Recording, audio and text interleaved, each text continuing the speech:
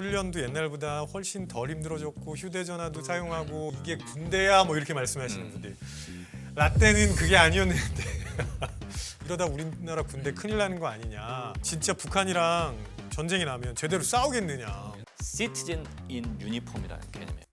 그게 제복을 입은 시민 개념이거든요. 쉴 때는 쉬고 훈련할 때는 군인답게 훈련하고.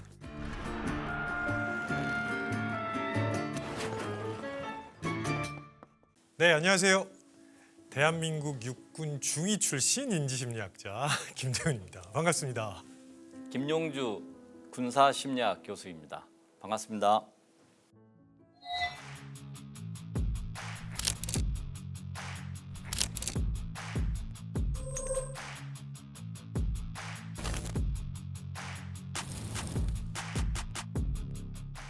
육군사관학교의 41기시잖아요. 41기죠. 1981년 네. 대학으로 하면 81학번. 네네. 네. 육군 참모총장이 훨씬 후배이신 거죠? 한 6년 후배. 그러니까 6년 제 후배. 생도 때 네. 육사에 들어오지 않았던 이제 그런 거고, 육사는 심리학과가 60세 정년 퇴임이라서 제가 이제 22년에 정년 퇴임을 군에 42년간 42년이요? 42년이죠.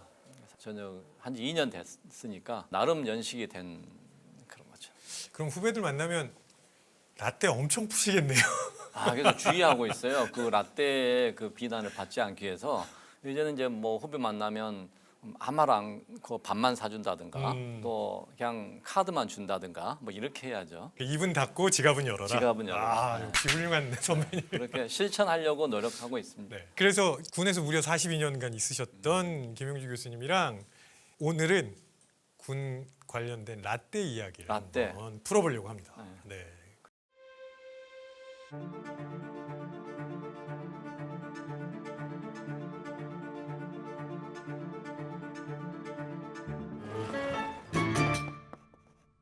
좀 오래전으로 돌아가 볼게요. 사관학교에 입학하셨을 때 그때 병장 월급이 어느 정도였는지 혹시 기억나십니까? 육사 들어왔을 때 정도 되면 3,600원? 저도 이게 잘 기억이 안 나가지고 제가 좀 찾아봤거든요. 네. 1980년에 병장 월급이 3,900원, 맞아. 그리고 90년에 9,400원, 올해는 125만 원. 네. 내년은 200만 원이 넘어요. 물론 이제 물가가 많이 올랐으니까 뭐 당연히 올라야 되는 부분이 있겠지만 또 꽤 많은 분들은 아니 무슨 군인이 이렇게 월급을 많이 받아? 직업 군인도 아닌데 군에서는 어떻게 보고 계시는 건가요? 많이 주면 다 좋아하죠, 그렇죠? 이제 병사들의 봉급은 올랐는데 간부들에 대해서는 소홀히 하다 보니까 부사관 모집 안 와요. 대학교에 ROTC 지원 안 해요. 안 하죠. 병사로 가면 돈도 많이 받고 편하게 있다 오는데 기간도 길고 군인으로 장기로서의 책무도 더 많고 뭐 이렇게 하니까 지금 ROTC 충원이 지금 미달되는 상황이라는 것은 심각한 거거든요.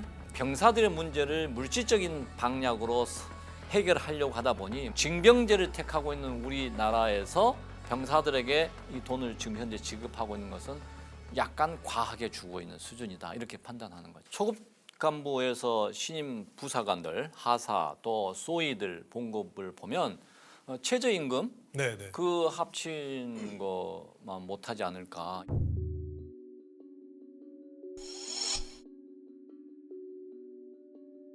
부사관들이랑 초급 장교는 이게 뭐지 이렇게 생각할 것 같아요. 과감하게 복지 개선을 하지 않는 게 지금 현재 상황이다 보니 이런 기형적인 결과가 나왔다고 저는 판단을 해요. 빨리 이것은 제대로 잡아야 되겠다. 그러면서 또 나오는 얘기가 얘네들 훈련도 옛날보다 훨씬 덜 힘들어졌고 휴대전화도 사용하고 여가도 보내고 이게 군대야 뭐 이렇게 말씀하시는 분들, 라떼는 그게 아니었는데 저 때도 아니었습니다. 그때도 좀 약간 좀 여유 있게 보냈죠. 저 굉장히 힘들게 훈련 받았어요. 그랬어요? 네. 본인 생각과 또 이게 남이 볼 때는 다른 것 같아요. 제가 전방 가가지고 그때 얼마나 힘들었었는데. 힘들다는 느낌도 상당히 주관적이죠. 그게. 근데 이제 그런 얘기들이 나오면서 뒤이은 얘기가 뭐냐면 자율적으로 군대 생활하고 이런 거 보장해 주는 거 좋은데 그러면 기강에 문제 생기는 거 아니냐. 그러면서 또 나오는 얘기가 옛날처럼 해야 된다 하시는 분들도 많거든요. 제가 훈련 받을 때 제일 싫어했던 게 분열이었습니다. 분열. 우리나라에서 분열은 팔 각도를 맞추잖아요. 그게 안 맞으면 맞을 때까지 계속 시켜. 저 진짜 밤 9시까지 훈련 받고 그랬거든요. 제식 훈련이 과연 필요한가? 왜냐하면 제식 훈련의 역사는 되게 오래됐죠. 이게 그리스 로마 군대부터 시작했으니까. 팔랑스 전술 같은 거 보면 진영을 아주 밀집된 상태로 유지해서 일사불란하게 움직였어야 되고 그게 실제로 전투에 도움이 됐었으니까 했던 건데 근데 그때는 제식 훈련이 전투에 도움이 됐었으니까 한 거였거든요. 지금은 그런 방식으로 전쟁을 혹은 전투를 하지 않거든요. 보여주기식 아닌가 하는 생각이 저는 많이 들어요. 제식 훈련이라는 게 의미가 있어요. 군에서 시키는 이유가. 이건 뭐냐면 유사시에 지휘관의 명령에 일사불란하게 움직이는 것을 습성화시키는 거고 의식화시키는 하나의 방법인 거예요. 그래서 이제 제식 훈련을 맨날 하는 것은 이건 또 불필요하게 과다하게 학습을 시키는 거니까 네. 이건 아니고 설명을 해줘야 돼요. 무조건 강압적으로 하면은 문제가 되죠. 고로 새로운 방식, 이 MZ 세대에 맞는 리더십을 구사할 줄 알아야 된다. 초급 간부들이. 그러니까 특히 군에서 권위를 오해하시는 분들이 너무 많아가지고 지휘라는 개념하고 그 다음에 그 지휘관이 가질 수 있는 권위라는 그 개념을 조금 더 세심하고 정교하게 가르쳐줘야 되는 게 아닌가 하는 생각이 들거든요.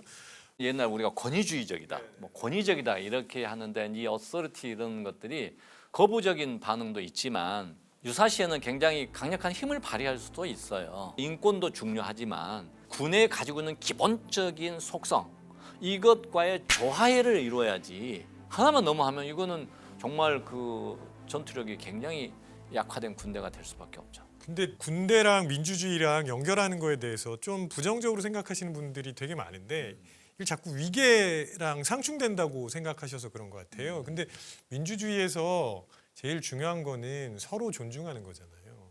물론 위계에 의해서 명령을 전달하죠. 그렇지만 전시는 아니더라도 평시에는 상급자가 하급자 의견을 들어줘야 되거든요. 그리고 명령을 해도 아까 말씀하셨던 것처럼 이게 왜 필요한지 설명해 줘야 되거든요. 맞아요. 네.